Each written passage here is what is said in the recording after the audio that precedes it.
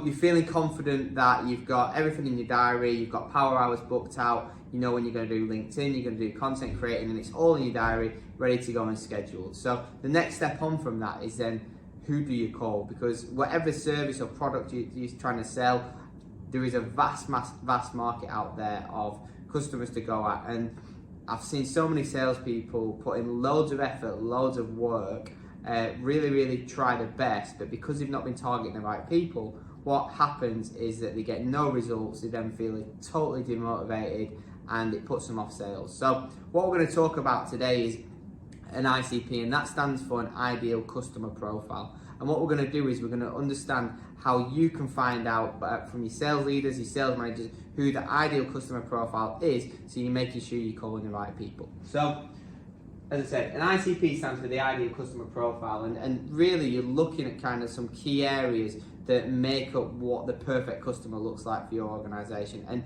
what will kind of really dictate this is where you're doing well with current clients at the moment. So what you want to do is kind of take like the current clients who are the best performing, and you want to break them down under the following guides and then find companies like that. So the first thing you look at is company size. So where is your ideal company size? Is it SME customers, the smaller businesses, maybe 0 to 50 staff, who, small businesses, really short timelines in terms of how quickly they're going to be able to get deals done. So it means you're going to probably have a quick deal cycle. You're probably going to be speaking to someone senior in the organization, like a CEO or managing director, quite quickly, and you can get them access, they are accessible to be able to speak to. So is it sort of an SME business, or is it mid-market, which will probably be more from kind of like 50 all the way up to sort of 500, maybe even more, 600, 700 staff, depending on how your company are going to determine it. But mid-market is more sort of like, you can get larger size deals because organizations are bigger,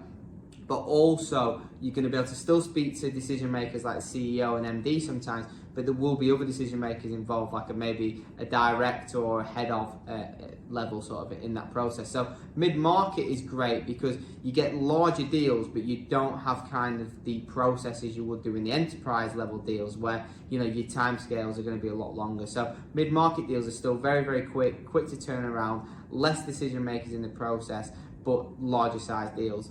And then you've got above that is enterprise size customers. So are you going after enterprise size customers? We call them whales in pursuit, but are you going after those businesses? And if you are, you need to understand who the right people are going to be. So there's going to be maybe procurement in there may be other people involved, other departments involved. You're probably going to have multiple layers of decision makers, and therefore the deal cycles are going to be a lot longer. But if you look at kind of the current customers that you work with today, you'll be able to understand what kind of ICP company size your business would go after. The next one on is like funding. So what kind of funding stage is a company at? Are they a seed company where they've literally just had the first bit of investment to get the business going? Have they kind of got proof of concept and now they're a Series A business? Are they a Series B where they've kicked on, or Series C where they've got a large amount of funding and they're really growing? So you'll need to understand kind of where your business has done well in the past to understand the funding, and then once again relate, do we work well with startups who are in this space? Do we work well with companies who are post-IPO and large organizations? The next step on you'd be looking at is the industry. So is there a particular industry that you do well in? So I know, going back to my time as a head of sales in IT, we worked really well in the housing industry, worked really well in the manufacturing industry and in the NHS. So it made sense for the future targets that we went after to be in them sectors. Why? Because we had case studies, we had proof of concepts, and we understood the challenges of those industries, and we could really relate to them. So when you're looking at who we should go after in industries, look at where your current customers are, what industries are they in, and where have you got relevant things to talk about, case studies. And you can also use the keeping up with the Joneses in terms of when one company is using a certain provider for something and getting really good outcomes, usually their competitors will be interested in talking to you because they want to know what the competitors are doing to keep competitive advantage. You could also look at geography. So is it a certain region? Is it the UK? Is it EMEA? Is it the Americas? Is it across the world? Is it global that your business works? So what you want to do is look and understand where is that kind of target market in terms of, are they just in the UK? Are they worldwide? What's the geography of the companies that you're looking to target? And that'll narrow it down for you. The next thing you want to look at is, if it's a company who've got investors, who else is in that portfolio? Who else is in the group? Because if you're working with one company and they've been invested by a certain private equity firm, for example, then it would be really sensible to go and target other companies within that private equity group, because you've got a reference point and they're going to be aware of it, and they may even be able to give you an introduction into somebody across, in a department in one of the businesses. And then finally, I would also look at sort of the technologies they use. So, a great way to do it, to look and define kind of an ICP would be if they're utilizing a certain technology that you can take advantage of, then you should be looking at and searching, what technologies they're using. Are they using a type of cloud platform, for example, in the tech space that you can then sell add-ons to, or, always be looking for the technologies used.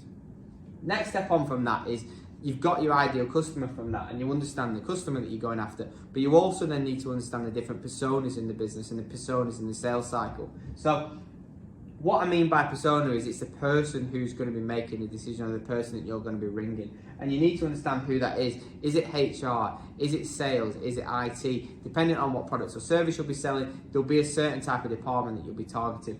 And then each of those departments will have different challenges. So you need to understand and talk about those challenges and make the challenges that you're talking about relevant to that persona in that department. There's no point ringing a HR person and talking about missing targets, revenue targets, because it's not going to be important to them and it's not going to land with them. So you need to make sure that when you're thinking about who you call, you need to make sure that you've got relevant challenges that are going to relate to them.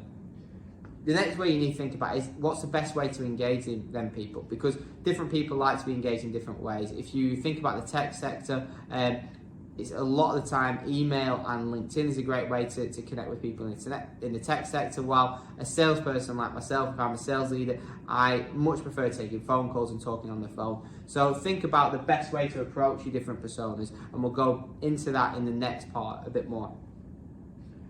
Think about the region that they're in. So think about, when you're talking to a persona, where are they? If they're based in Germany, for example, all the DACH region clients that I've dealt with in the past, all they have been is very, very efficient. So they've been really interested in kind of the detail, getting to the point, and not really interested in lots of fluffy stuff around it. They just want to get to the detail, they want to get to the outcomes, and they want efficiency out of that meeting. So being able to approach people with the right way, and we've got a really cool guide to working across EMEA, different types of countries and how you deal with that, which I can put on the website and you can download and read about. But when you're thinking about different regions, think about the way you approach with that person in a certain country, because there'll be different ways that people like to do business.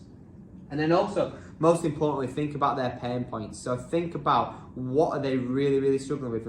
And I take a HR department, for example, are they being caught up in, for example, recruitment and doing lots of recruitment, and that's taking them away from key things like diversity and inclusion? Is it taking them away from employee benefits? And what is the pain of that to the business? So being able to understand the pain points of your persona is really important. If it's a salesperson, thinking about if you miss target, what happens for the organization, and being able to relate your service or your solution to that pain point is really important.